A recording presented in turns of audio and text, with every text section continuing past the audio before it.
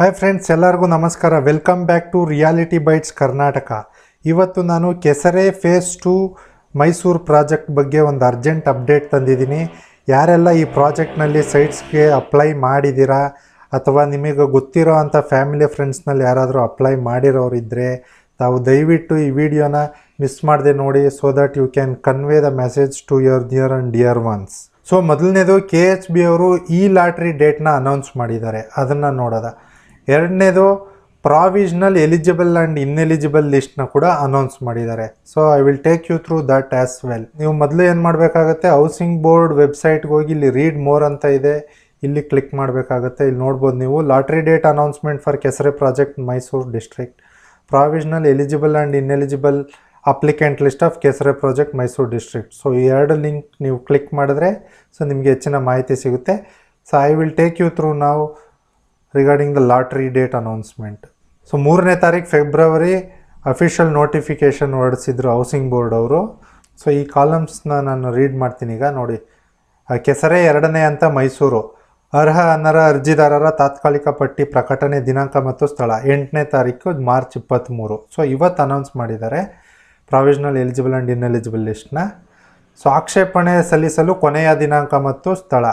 So ನಿಮಗೇನಾದರೂ ಅಂದರೆ applicants ಏನಾದರೂ ಅಬ್ಜೆಕ್ಷನ್ಸ್ ಫೈಲ್ ಮಾಡೋದಿದ್ದರೆ ನೀವು 14th ಮಾರ್ಚ್ 2023 ಅಂದರೆ 14 ಮಾರ್ಚ್ 23 ನೀವು ನಿಮ್ಮ ಅಬ್ಜೆಕ್ಷನ್ಸ್ನ ಫೈಲ್ ಮಾಡಬೇಕಾಗಿರುತ್ತೆ. ಸೊ ಅರ್ಹ ಅನರ್ಹ ಅರ್ಜಿದಾರರ ಅಂತಿಮ ಪಟ್ಟಿ ಪ್ರಕಟಣೆ ದಿನಾಂಕ ಮತ್ತು ಸ್ಥಳ 16th ಮಾರ್ಚ್ 2023 ಅಂದರೆ ಫೈನಲ್ ಎಲಿಜಿಬಲ್ ಆ್ಯಂಡ್ ಇನ್ಎಲಿಜಿಬಲ್ ಲಿಸ್ಟ್ನ 16ನೇ ತಾರೀಕು ಮಾರ್ಚ್ ಅನೌನ್ಸ್ ಮಾಡ್ತಾರೆ. ಸೊ ಇದು ಕೂಡ ನೋಡ್ಕೊಳ್ಳಿ ಎಲ್ಲೆಲ್ಲಿ ಅನೌನ್ಸ್ ಮಾಡ್ತಾರೆ ಅಂತ. ಒಂದು ಕರ್ನಾಟಕ ಹೌಸಿಂಗ್ ಬೋರ್ಡ್ ಅವರ ಜಿಲ್ಲಾ ಯೋಜನಾ ಕಚೇರಿ ಅಂದರೆ ರೀಜನಲ್ ಆಫೀಸ್ ಮೈಸೂರಿನಲ್ಲಿ ಈ ಲಿಸ್ಟ್ ಎಲ್ಲ ಅನೌನ್ಸ್ ಆಗಿರುತ್ತೆ ಆಲ್ರೆಡಿ, ಮತ್ತು ಇನ್ನು ಮುಂದಕ್ಕೆ ಆಗಬೇಕಾಗಿರೋ ಅಂಥದ್ದು ಕೂಡ ಇಲ್ಲಿ ಅನೌನ್ಸ್ ಆಗುತ್ತೆ. ಅದಲ್ಲದೆ ಹೆಡ್ ಆಫೀಸ್ ಬೆಂಗಳೂರಿನಲ್ಲಿ ಅಲ್ಲಿ ಕೂಡ ಅನೌನ್ಸ್ ಮಾಡ್ತಾರೆ. ಹಾಗೆ KHB ಅವರ ಅಫಿಷಿಯಲ್ ವೆಬ್ಸೈಟ್ನಲ್ಲಿ ಕೂಡ ಅನೌನ್ಸ್ ಮಾಡ್ತಾರೆ ಈ ಎಲ್ಲ ಲಿಸ್ಟ್ಗಳನ್ನ.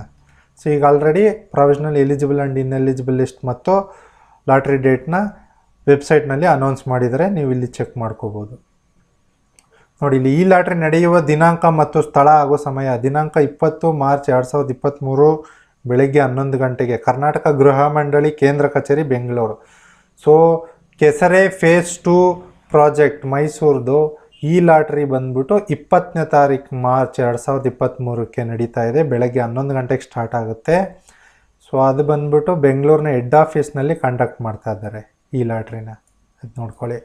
ಸೊ ನಿಮಗೇನಾದರೂ ಹೆಚ್ಚಿನ ಮಾಹಿತಿ ಬೇಕಾಗಿದ್ದರೆ ಈ ಮೇಲೆ ಏನು ಕೊಟ್ಟಿದ್ದಾರೆ ಈ ಎಲ್ಲ ವಿಷಯಗಳ ಬಗ್ಗೆ ನೀವು ರೀಜ್ನಲ್ ಆಫೀಸ್ ಮೈಸೂರಿಗೆ ಹೋಗಿ ತಿಳ್ಕೊಬೋದು, ಅಥವಾ ಇಲ್ಲಿ ಕೊಟ್ಟಿರೋಂಥ ನಂಬರ್ಗೆ ಕಾಲ್ ಮಾಡಿ ತಿಳ್ಕೊಬೋದು.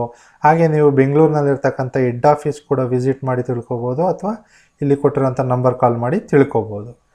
ಸರಿ, ಬನ್ನಿ ಈಗ ನಾವು provisional eligible and ineligible list ಇದರ ಬಗ್ಗೆ ಮಾಹಿತಿ ಕೊಡ್ತೀನಿ. ನೋಡಿ, Mysuru Kesare provisional eligible applications list as on 8/3/2023. So as of today ಈ ಎಲ್ಲ applicants provisional eligible and ineligible ಲಿಸ್ಟ್ನಲ್ಲಿ ಬಂದಿದ್ದಾರೆ. ಸೊ ಅಗೇನ್ ಆ್ಯಸ್ ಐ ಸೆ ಇದು ಸೀರಿಯಲ್ ನಂಬರು, ಎಷ್ಟು ಜನ ಎಲಿಜಿಬಲ್ ಆಗಿದ್ದಾರೆ ಟೋಟಲಿ ಅಥವಾ ಎಷ್ಟು ಜನ ಇನ್ಎಲಿಜಿಬಲ್ ಆಗಿದ್ದಾರೆ ಅದು ಈ ಸೀರಿಯಲ್ ನಂಬರ್ನಲ್ಲಿ ಕೊಟ್ಟಿರ್ತಾರೆ, ಟೋಟಲ್ ನಂಬರ್ಸು. ಸೊ ಇದು eligible list, provisional eligible list. ಅವರ ರಿಜಿಸ್ಟ್ರೇಷನ್ ನಂಬರ್, ಸೊ ನೀವು ಅಪ್ಲೈ ಮಾಡಿದಾಗ ರಿಜಿಸ್ಟ್ರೇಷನ್ ನಂಬರ್ ಜನ್ರೇಟ್ ಆಗಿರುತ್ತಲ್ಲ ಅದು. ಸೊ ಇದು ಅಪ್ಲಿಕೆಂಟ್ ನೇಮ್, ಮತ್ತು ನೀವು ಇನಿಷಿಯಲ್ ಡೆಪಾಸಿಟ್ ಏನು ಕಟ್ಟಿರ್ತೀರ ಅದು. ಇಲ್ಲಿ ರಿಮಾರ್ಕ್ಸ್, ಏನಾದರೂ ರಿಮಾರ್ಕ್ಸ್ ಇದ್ದರೆ ಅದು ಕೂಡ ಇಲ್ಲಿ ಕೊಟ್ಟಿರ್ತಾರೆ, ನಾನು ಮುಂದೆ ಇಲ್ಲಿ ತೋರಿಸ್ತೀನಿ, ನೋಡ್ಬೋದು. So as usual category wise ಇಲ್ಲಿ provisional eligible and ineligible list announce ಮಾಡಿದ್ದಾರೆ. ನೋಡಿ, EWSನಲ್ಲಿ SC ಕ್ಯಾಟಗರಿ ಇದು ಅನೌನ್ಸ್ ಮಾಡಿದ್ದಾರೆ. ಸೊ ಹಾಗೆ ಸ್ಕ್ರಾಲ್ ಡೌನ್ ಮಾಡಿ ನೋಡಿ, ಇಲ್ಲಿ ST. ಸೊ ಅದಾದಮೇಲೆ ಫಿಸಿಕಲಿ ಹ್ಯಾಂಡಿಕ್ಯಾಪ್ಡ್ ಅಂದರೆ ಸ್ಪೆಷಲಿ ಏಬಲ್ಡ್ ಅಥವಾ ಫಿಸಿಕಲಿ ಎನೇಬಲ್ಡ್ ಅವ್ರದ್ದು ಲಿಸ್ಟ್ ಕೂಡ ಇಲ್ಲಿ ಅನೌನ್ಸ್ ಮಾಡಿದ್ದಾರೆ. ಹಾಗೆ ಸೀನಿಯರ್ ಸಿಟಿಸನ್. ಸೊ ನೀವು ಜಸ್ಟ್ ಸ್ಕ್ರಾಲ್ ಡೌನ್ ಮಾಡಿದರೆ ಡಿಫ್ರೆಂಟ್ ಕ್ಯಾಟಗರೀಸ್ನಲ್ಲಿ ಈ ಲಿಸ್ಟ್ನ ಅನೌನ್ಸ್ ಮಾಡಿದ್ದಾರೆ, ನೀವು ನೋಡ್ಬೋದು. ಸೊ ಇಲ್ಲಿ ನೋಡಿ, ಇಲ್ಲಿ ರಿಮಾರ್ಕ್ಸ್ ಕಾಲಮ್ನಲ್ಲಿ ನೋಡಿ. ಸೊ ಕೆಲವರು ಪ್ರಾವಿಷನಲ್ ಎಲಿಜಿಬಲ್ ಲಿಸ್ಟ್ನಲ್ಲಿ ಬಂದಿದ್ದಾರೆ, ಅಂದರೆ ಅವ್ರ ಹೆಸರು ಬಂದಿದೆ, ಬಟ್ ಸ್ಟಿಲ್ ಅವರು ಇನ್ನೂ ಸಪೋರ್ಟಿಂಗ್ ಡಾಕ್ಯುಮೆಂಟ್ಸ್ನ ಅಪ್ಲೋಡ್ ಮಾಡಿರೋದಿಲ್ಲ ಅಪ್ಲೈ ಮಾಡುವಾಗ. ಫಾರ್ ಎಕ್ಸಾಂಪಲ್ ಈ ಕೇಸ್ನಲ್ಲಿ ಸೀರಿಯಲ್ ನಂಬರ್ 1186 ಈ ಕೇಸ್ನಲ್ಲಿ ಫಿಸಿಕಲಿ ಹ್ಯಾಂಡಿಕ್ಯಾಪ್ಡ್ ಸರ್ಟಿಫಿಕೇಟ್ನ ಅಪ್ಲೋಡ್ ಮಾಡಿಲ್ಲ. ಗೌರ್ಮೆಂಟಿಂದ ಏನು ಸರ್ಟಿಫಿಕೇಟ್ ಇಶ್ಯೂ ಮಾಡಿರ್ತಾರಲ್ಲ ಆ ಸರ್ಟಿಫಿಕೇಟ್ನ ಅಪ್ಲೋಡ್ ಮಾಡಿರಲ್ಲ ಇವರು. ಸೊ ನೆಕ್ಸ್ಟ್ ನೋಡ್ಬೋದು ಇಲ್ಲಿ no SC cash certificate. So ಇಲ್ಲಿ ಕ್ಯಾಶ್ ಸರ್ಟಿಫಿಕೇಟ್ನ ಅಪ್ಲೋಡ್ ಮಾಡಿಲ್ಲ. ಸೊ ಸದ್ಯಕ್ಕೆ ಇವರು ಪ್ರಾವಿಷನಲ್ ಎಲಿಜಿಬಲ್ ಲಿಸ್ಟ್ನಲ್ಲಿ ಬಂದಿದ್ದಾರೆ. ಆದರೆ ನೀವು ಇಲ್ಲಿ final eligible and ineligible list announce ಆಗೋದಕ್ಕೂ ಮೊದಲೇ ನಿಮ್ಮ ಡಾಕ್ಯುಮೆಂಟ್ಸ್ನ ಸಬ್ಮಿಟ್ ಮಾಡಬೇಕಾ ಇಲ್ವಾ ಅಂತ ಇಲ್ಲಿ ಯಾವುದೇ ಮಾಹಿತಿನ ಕೊಟ್ಟಿಲ್ಲ. ಸೊ ಹಂಗಾಗಿ ನೀವು ಹೌಸಿಂಗ್ ಬೋರ್ಡ್ ಅವ್ರಿಗೆ ಚೆಕ್ ಮಾಡಿ ಮಾಹಿತಿನ ಪಡ್ಕೊಳ್ಳಿ. ಬಟ್ ಫೈನಲಿ ಏನಾದರೂ ಲಾಟ್ರಿನಲ್ಲಿ ನಿಮ್ಮ ಹೆಸರು ಸೆಲೆಕ್ಟ್ ಆದರೆ ಆಗ ವಿತಿನ್ ದಿಸ್ ಮೆನಿ ಡೇಸ್ ಅಂದರೆ ಸ್ವಲ್ಪ ಕಾಲಾವಕಾಶ ಕೊಡ್ತಾರೆ. ನೀವು ಆವಾಗ ಈ ಸಪೋರ್ಟಿಂಗ್ ಡಾಕ್ಯುಮೆಂಟ್ಸ್ನ ಸಬ್ಮಿಟ್ ಮಾಡಬೇಕಾಗುತ್ತೆ. ಇಲ್ಲ ಅಂದರೆ ಅಕಸ್ಮಾತಾಗಿ ನಿಮಗೆ ಲಾಟ್ರಿನಲ್ಲಿ ಅಲಾಟ್ಮೆಂಟ್ ಆದರೂ ಕೂಡ ನಿಮ್ಮ ಅಲಾಟ್ಮೆಂಟ್ನ ರದ್ದತಿ ಮಾಡ್ತಾರೆ. ಅಂದರೆ ನಿಮ್ಗೆ ಏನು ಅಲಾಟ್ ಆಗಿರುತ್ತೆ ಸೈಟ್ ಅದನ್ನ ಕ್ಯಾನ್ಸಲ್ ಮಾಡ್ತಾರೆ ಹೌಸಿಂಗ್ ಬೋರ್ಡ್ ಅವರು. ಸೊ ತಾವು ದಯವಿಟ್ಟು ಇದನ್ನು ಗಮನ ಇಟ್ಟು ನೋಡ್ಕೊಳ್ಳಿ. ಯಾರೆಲ್ಲ ಇಲ್ಲಿ ಈ ಡಾಕ್ಯುಮೆಂಟ್ಸ್ಗಳನ್ನ ಸಬ್ಮಿಟ್ ಮಾಡಿಲ್ಲ ಅವರು, ನೀವು ಯಾವ ಕ್ಯಾಟಗರಿನಲ್ಲಿ ಅಪ್ಲೈ ಮಾಡಿರ್ತೀರ ಅದಕ್ಕೆ ಸಂಬಂಧಪಟ್ಟ ಎಲ್ಲ ಸಪೋರ್ಟಿಂಗ್ ಡಾಕ್ಯುಮೆಂಟ್ಸ್ನ ನೀವು ಲೇಟರ್ ಸಬ್ಮಿಟ್ ಮಾಡಬೇಕಾಗುತ್ತೆ ಇನ್ ಕೇಸ್ ನೀವು ಲಾಟ್ರಿನಲ್ಲಿ ಸೆಲೆಕ್ಟ್ ಆದರೆ. ಇನ್ನೊಂದು ಹೇಳ್ತೀನಿ ನಿಮಗೆ, ಸೊ ನಿಮಗೆ ಅಪ್ಲಿಕೇಶನ್ ನಂಬರ್ ಗೊತ್ತಿದ್ದರೆ ಸೊ ನೀವು ಜಸ್ಟ್ ನೀವು ಎಲ್ಲ ಪೇಜ್ನ ಸ್ಕ್ರಾಲ್ ಡೌನ್ ಮಾಡೋ ಅಂಥ ಅವಶ್ಯಕತೆ ಇಲ್ಲ.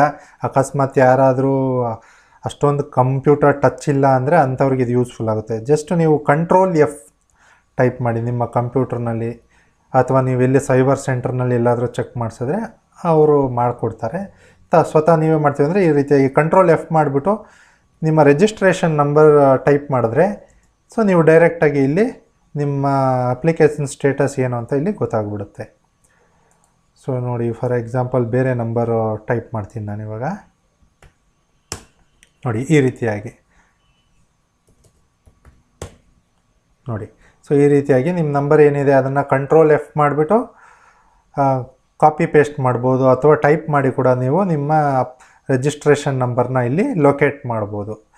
ಸೊ ವೆದರ್ ಎಲಿಜಿಬಲ್ ಲಿಸ್ಟ್ನಲ್ಲಿದ್ದೀರಾ ಅಥವಾ ಇನ್ಎಲಿಜಿಬಲ್ ಲಿಸ್ಟ್ನಲ್ಲಿ ಇದೆಯಾ ನಿಮ್ಮ ಹೆಸರು ಅಂತ ನೀವು ಇಲ್ಲಿ ಚೆಕ್ ಮಾಡ್ಕೋಬೋದು. ಟೋಟಲಿ ಒಂದು 49 ಪೇಜಸ್ ಇದೆ. ಸೊ ನೋಡಿ ಇಲ್ಲಿ ಮತ್ತೆ ಇಲ್ಲಿ ತುಂಬ ಜನ ಕೆಲವೊಂದು ಡಾಕ್ಯುಮೆಂಟ್ಸ್ನ ಸಬ್ಮಿಟ್ ಮಾಡಿಲ್ಲ. ಸೊ ಅವರೆಲ್ಲ ತುಂಬ ಕೇರ್ಫುಲ್ಲಾಗಿ ನೋಡ್ಕೋಬೇಕು, ಅಥವಾ ತಕ್ಷಣ ಅವರು ಹೌಸಿಂಗ್ ಬೋರ್ಡ್ ಅವ್ರನ್ನ ಕಾಂಟ್ಯಾಕ್ಟ್ ಮಾಡಿ ಏನು ಮಾಡಬೇಕು ಅಂತ ಕೂಡ ನೀವು ತಿಳ್ಕೊಬೋದು. ನೋಡಿ ಇಲ್ಲಿ ಯಾರೋ ನೋ ಡಿಫೆನ್ಸ್ ಸರ್ಟಿಫಿಕೇಟ್ ಅಂತ, ಅಂದರೆ ಅವರು ಡಿಫೆನ್ಸ್ ಕ್ಯಾಟಗರಿನಲ್ಲಿ ಅಪ್ಲೈ ಮಾಡಿದ್ದಾರೆ, ಬಟ್ ಅವರು ಡಿಫೆನ್ಸ್ ಡಿಪಾರ್ಟ್ಮೆಂಟಿಂದ ಕೊಟ್ಟಿರೋಂಥ ಎಂಪ್ಲಾಯ್ಮೆಂಟ್ ಪ್ರೂಫ್ದು ಸರ್ಟಿಫಿಕೇಟ್ ಅಪ್ಲೋಡ್ ಮಾಡಿರಲ್ಲ. ಹಂಗಾಗಿ ಅವ್ರದ್ದು ಇಲ್ಲಿ ರಿಮಾರ್ಕ್ಸ್ ಕೊಟ್ಟಿದ್ದಾರೆ. ಸೊ ಈ ರೀತಿಯಾಗಿ ನೋಡ್ಬೋದು. ನೋಡಿ, state government employee certificate upload ಮಾಡಿಲ್ಲ, ಸೀನಿಯರ್ ಸಿಟಿಸನ್ ಸರ್ಟಿಫಿಕೇಟ್ ಅಪ್ಲೋಡ್ ಮಾಡಿಲ್ಲ. ಸೊ ಈ ರೀತಿಯಾಗಿ ನೀವು ದಯವಿಟ್ಟು ಚೆಕ್ ಮಾಡ್ಕೊಳ್ಳಿ ಪ್ರತಿಯೊಬ್ಬರು. ಸೊ ಇಲ್ಲಿ ನೋಡಿ, ಪೇಜ್ ನಂಬರ್ 45ನಲ್ಲಿ ಇನ್ಎಲಿಜಿಬಲ್ ಲಿಸ್ಟ್ನ ಕೊಟ್ಟಿದ್ದಾರೆ. Mysuru Kesare provisional ineligible applications list as on 8 March 2023. So ಅದು ಕೂಡ ಮತ್ತೆ EWS SC, EWS ST, physically handicapped, LIG, MIG ಈ ರೀತಿಯಾಗಿ ಕ್ಯಾಟಗರಿ ವೈಸ್ ಕೊಟ್ಟಿದ್ದಾರೆ, ನೋಡ್ಕೋಬೋದು. ಸೊ ಇಲ್ಲಿ ಮೊದಲನೇ ಅಪ್ಲಿಕೆಂಟ್ ಒಬ್ಬರು ನೋಡ್ಕೊಳ್ಳಿ. ಸೊ ಯಾಕೆ ಇನ್ಎಲಿಜಿಬಲ್ ಆಗಿದ್ದಾರೆ ಅವರು ಅಂತ ಇಲ್ಲಿ ರಿಮಾರ್ಕ್ಸ್ನಲ್ಲಿ ಕೊಟ್ಟಿದ್ದಾರೆ. ಸೊ ಇವರು ಅಪ್ಲೈ ಮಾಡಿದ್ದಾರೆ ಬಟ್ ಇನ್ಎಲಿಜಿಬಲ್ ಆಗಿದ್ದಾರೆ. ಯಾಕೆ ಅಂದರೆ ಅದು ಎಕ್ಸೆಸ್ ಇನ್ಕಮ್ ಇದೆ ಅವ್ರದ್ದು. ಸೊ ನೋಡಿ, ಅವರು ಈಗ EWS ಕ್ಯಾಟಗರಿನಲ್ಲಿ ಅಪ್ಲೈ ಮಾಡಿಬಿಟ್ಟಿದ್ದಾರೆ, ಫಸ್ಟ್ ಅಪ್ಲಿಕೆಂಟು ಸೀರಿಯಲ್ ನಂಬರ್ 1. ಬಟ್ ಅವ್ರ ಇನ್ಕಮ್ ಎಲಿಜಿಬಿಲಿಟಿ ಇಲ್ಲ, ಅಂದರೆ ಅವ್ರದ್ದು ಇನ್ಕಮ್ ಜಾಸ್ತಿ ಇದೆ ಬಟ್ ಸ್ಟಿಲ್ ಅವರು EWSನಲ್ಲಿ ಅಪ್ಲೈ ಮಾಡಿದ್ದಾರೆ. ಅದಕ್ಕೋಸ್ಕರ ಅವ್ರನ್ನ ಇನ್ಎಲಿಜಿಬಲ್ ಅಂತ ಕನ್ಸಿಡರ್ ಮಾಡಿದ್ದಾರೆ. ಸೊ ಮತ್ತೆ ನೆಕ್ಸ್ಟ್ ಬರೋರೆಲ್ಲ ನೋಡ್ಬೋದು ನೋ ಇನ್ಕಮ್ ಸರ್ಟಿಫಿಕೇಟ್. ಸೊ ಇಷ್ಟು ಜನ ಇವರೆಲ್ಲ ಅಪ್ಲೈ ಮಾಡಿದ್ದಾರೆ ಬಟ್ ಇನ್ಕಮ್ ಸರ್ಟಿಫಿಕೇಟ್ನೇ ಅಪ್ಲೋಡ್ ಮಾಡಿಲ್ಲ ಇವರು. ಸೊ ನೆಕ್ಸ್ಟ್ ಟೈಮ್ ನೀವು ಈ ರೀತಿ ಹೌಸಿಂಗ್ ಬೋರ್ಡ್ಗೆ ಅಪ್ಲೈ ಮಾಡುವಾಗ ತುಂಬ ಕೇರ್ಫುಲ್ಲಾಗಿರಬೇಕು ಅಂತ ನಾನು ಹೇಳ್ತಾ ಇದ್ದೀನಿ. ಸೊ ನೋಡಿ, ಇನ್ನು ಕೆಲವರು ಓಲ್ಡ್ ಇನ್ಕಮ್ ಸರ್ಟಿಫಿಕೇಟ್ನ ಅಪ್ಲೋಡ್ ಮಾಡಿದ್ದಾರೆ. ಸೊ ಎಲ್ಲರಿಗೂ ಗೊತ್ತಿರೋ ಹಾಗೆ ಒಂದು ಇನ್ಕಮ್ ಸರ್ಟಿಫಿಕೇಟ್ 5 ವರ್ಷ ವ್ಯಾಲಿಡಿಟಿ ಇರುತ್ತೆ. ಸೊ ಇವ್ರದ್ದೆಲ್ಲ ಬಹುಶಃ ಎಕ್ಸ್ಪೈರ್ ಆಗಿರುತ್ತೆ, ಬಟ್ ಸ್ಟಿಲ್ ಅವರು ಹಳೇ ಇನ್ಕಮ್ ಸರ್ಟಿಫಿಕೇಟ್ನ ಅಪ್ಲೋಡ್ ಮಾಡಿಬಿಟ್ಟಿದ್ದಾರೆ. ಸೊ ಹಂಗಾಗಿ ಇವರು ಕೂಡ ಇನ್ಎಲಿಜಿಬಲ್ ಲಿಸ್ಟ್ನಲ್ಲಿ ಬಂದಿದ್ದಾರೆ.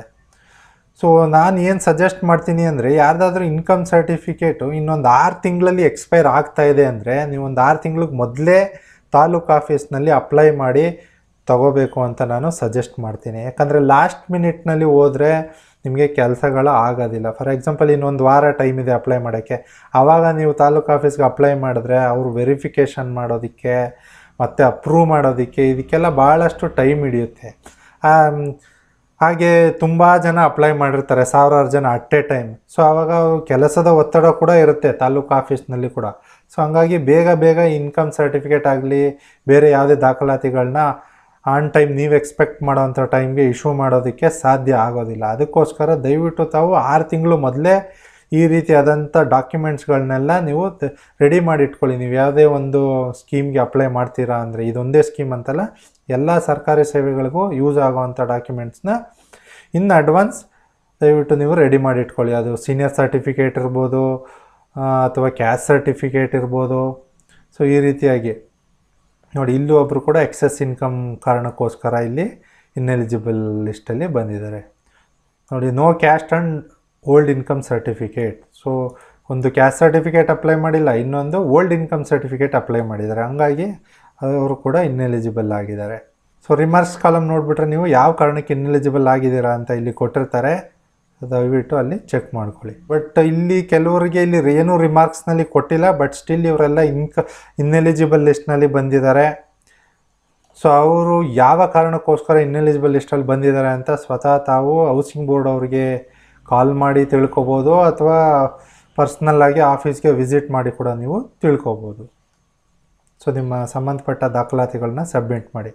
ಸೊ ಅಪ್ಲೈ ಮಾಡಿರ್ತಿರಲ್ಲ, ಅಪ್ಲಿಕೇಶನ್ ರಿಜಿಸ್ಟ್ರೇಷನ್ ನಂಬರೆಲ್ಲ ಕೊಟ್ಬಿಟ್ಟು ನೀವು ಮಾಹಿತಿನ ಪಡ್ಕೋಬೋದು. ಸೊ ಫ್ರೆಂಡ್ಸ್, ನಿಮಗೆಲ್ಲ ಈ ವಿಡಿಯೋ ತುಂಬ ಇಷ್ಟ ಆಗಿದೆ ಅಂತ ತಿಳ್ಕೊಂಡಿದ್ದೀನಿ. ಇಷ್ಟ ಆಗಿದ್ರೆ ಒಂದು ಲೈಕ್ ಕೊಡಿ, ಹಾಗೆ ನಮ್ಮ ಚಾನಲ್ನ ಸಬ್ಸ್ಕ್ರೈಬ್ ಮಾಡೋದನ್ನು ಮರಿಬೇಡಿ. ಸೊ ನಾನು ಮೊದಲೇ ಹೇಳಿದಾಗೆ ನೀವು ಅಪ್ಲೈ ಮಾಡಿಲ್ಲ ಅಂದರೂ ಪರವಾಗಿಲ್ಲ, ತಮಗೆ ಗೊತ್ತಿರೋರು ಯಾರಾದರೂ ಹೌಸಿಂಗ್ ಬೋರ್ಡ್ ಸೈಟ್ಸ್ಗೆ ಕೆಸರೆ ಪ್ರಾಜೆಕ್ಟ್ನಲ್ಲಿ ಅಪ್ಲೈ ಮಾಡಿರೋರು ಇದ್ದರೆ ಅವ್ರಿಗೆ ಕೂಡ ಈ ಮಾಹಿತಿನ ತಿಳಿಸಿ, ಸೊ ದಟ್ ಅವ್ರಿಗೂ ಕೂಡ ತುಂಬ ಯೂಸ್ ಆಗುತ್ತೆ ಅಂತ ಹೇಳ್ತಾ ಈ ವಿಡಿಯೋನ ಸ್ಟಾಪ್ ಮಾಡ್ತಾಯಿದ್ದೀನಿ. ಮತ್ತೆ ಸಿಗೋಣ ನೆಕ್ಸ್ಟ್ ವಿಡಿಯೋದಲ್ಲಿ. ಅಲ್ಲಿವರೆಗೂ take care, bye bye. Thanks for watching the video.